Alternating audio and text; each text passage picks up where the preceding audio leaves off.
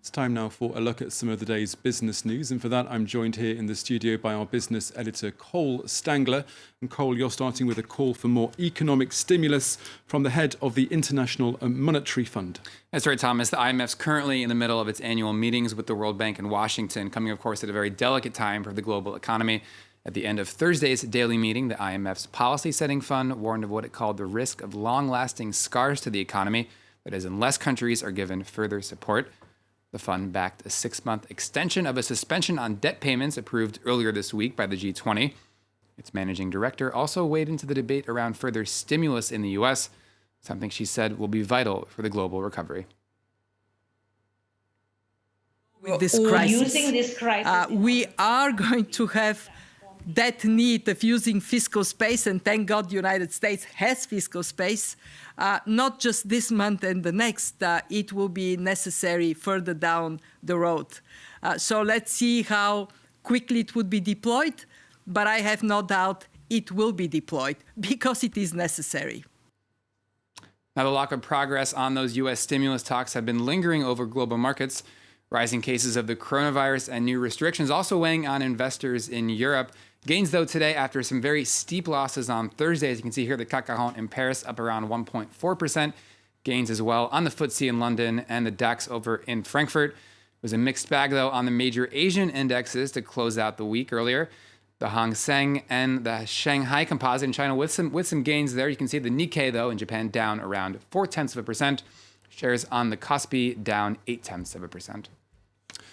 Now, meanwhile, in the state of California in the US, the showdown continues between ride-hailing companies like Uber and Cole, their drivers backed by unions. That's right. Firms like Uber and Lyft have sued the state over a new law that makes them classify drivers as employees, a status that comes with the right to earn a minimum wage and form labor unions.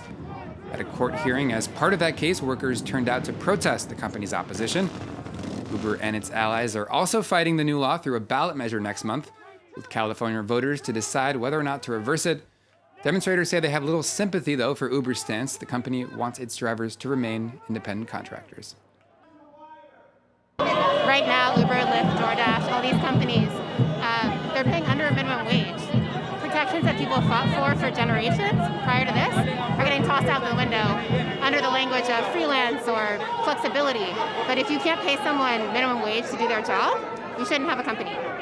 Now, up next for business, the president of South Africa has unveiled an ambitious new recovery plan. That's right. He says it'll create some 800,000 new jobs through infrastructure investments, but also ensure the least off are well protected in one of the most unequal countries on the planet. Kemal Nedelek has more. All of us as South Africans.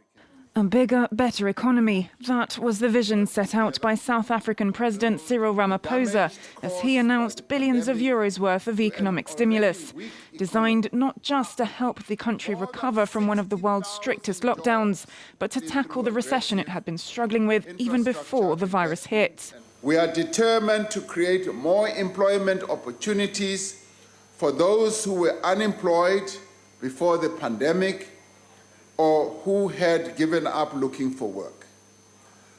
This means unleashing the potential of our economy. A key measure is the extension of relief grants to the country's 6 million unemployed. Another pillar is the over 5 billion euros to build schools, sanitation and housing, as well as larger projects like ports, roads and railways, which the government says will create some 800,000 jobs. It comes as the lockdown pushed the unemployment rate to a record high of 42%, and the economy is expected to contract by 8% this year. This corona have bring everything down.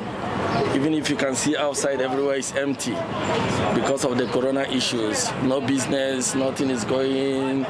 We come out some days, we can't even meet our daily meet. This new aid is on top of a previous stimulus package of over 20 billion euros announced in March. And finally, one of Germany's biggest automakers appears to be recovering quite well from the coronavirus pandemic. Daimler, which produces Mercedes, has announced better than expected results for the third quarter. The auto giant hauled in just over 3 billion euros in pre-tax earnings over the 3 months ending in September, pinning those gains on what it called, quote, a faster than expected market recovery. While lockdowns have hit the auto industry hard across the world, The Stuttgart-based firm says sales for its luxury cars remain strong, and especially in China. Still, though, Thomas, the headache's by no means over for the German car industry amid all this uncertainty. According to the German press, some 30,000 auto jobs still on the line right now. Okay, Cole Stangler with the latest business news. Thank you very much.